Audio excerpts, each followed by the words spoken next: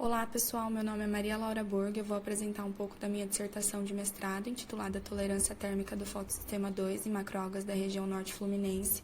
Esse trabalho está sendo desenvolvido sob a orientação da professora Elisa Gestinari, com orientação do professor Heitor Duarte no PPG-SEAC e conta com apoio financeiro da CAPES.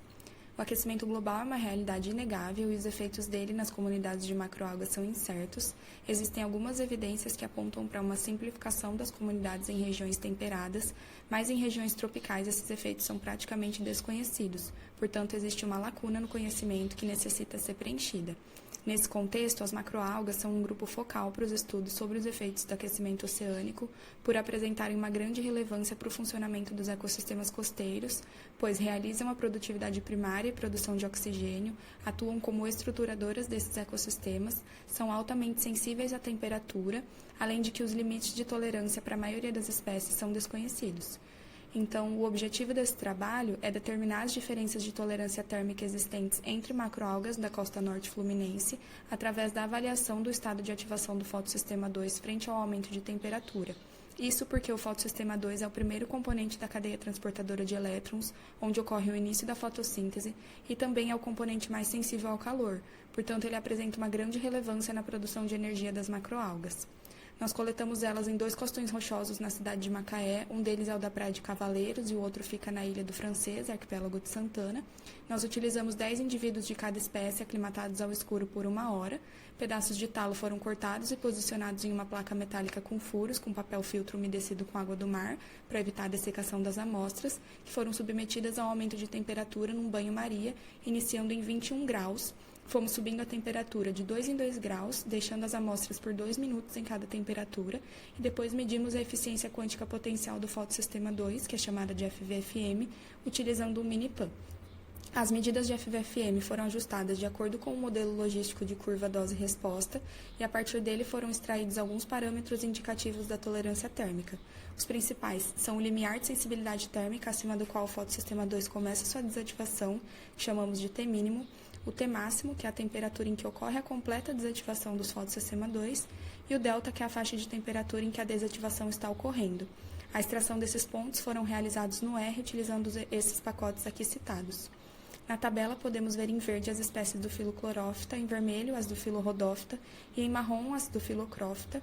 Com relação ao limiar de sensibilidade térmica do fotossistema 2, uva lactuca e cladófora prolífera apresentaram valores significativamente maiores que as demais espécies, quinospora mínima e levringia brasiliensis foram as de menor tolerância térmica e as demais espécies apresentaram valores intermediários de T mínimo.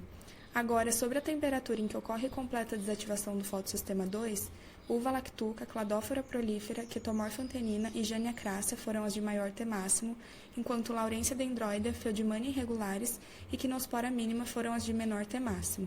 As demais espécies apresentaram valores intermediários. Com relação à faixa em que está ocorrendo a desativação do fotossistema 2, o que chamamos de delta, observamos que uva lactuca foi a espécie com desativação mais acelerada, enquanto jânia crassa apresentou desativação mais lenta entre as espécies. Quando analisamos a tolerância térmica do fotossistema 2, agrupando as algas com os seus grupos morfofuncionais, observamos alguns padrões. As foliáceas apresentaram maior tolerância térmica, depois vieram as calcárias articuladas e coriáceas, em seguida as filamentosas e as corticadas, que foram as de menor tolerância térmica. Essa imagem ilustra as espécies avaliadas com seus respectivos valores de T mínimo e sua faixa de ocupação no costão rochoso. As espécies presentes na orla litorânea, que seria a região superior do médio litoral, apresentaram tolerância térmica significativamente maior do que as espécies que ocupam a faixa intermediária e mais inferior da região eolitorânea. Quando comparamos as espécies da orla litorânea com as de poça de maré, as de poça de maré apresentaram maior tolerância térmica. As condições ambientais nos costões rochosos são altamente variáveis e dependem das marés. Na maré baixa, a temperatura sofre influência da radiação solar, que é afetada pela presença de nuvens, e do grau de dessecação, que por sua vez é determinado pela velocidade do vento, tamanho e forma dos indivíduos, que vai influenciar o potencial de retenção de água, e o tempo de exposição, que depende da posição da alga no costão. Então, as algas que se localizam na região mais superior vão experimentar um tempo maior de exposição a esses fatores, como o sol e o vento, e as algas que se localizam em poças de maré também podem experienciar altas temperaturas, visto que ficam confinadas por um período de tempo em um local com baixo volume de água, que pode aquecer rapidamente num dia de sol. Os resultados, então, demonstram a existência de diversidade fenotípica na tolerância térmica do fotossistema 2 entre as espécies de macroalgas.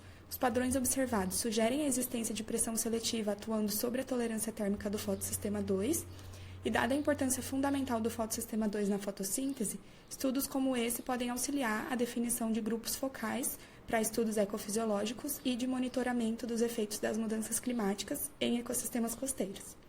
Muito obrigada! Olá, pessoal. Meu nome é Maria Laura Borg. Eu vou apresentar um pouco da minha dissertação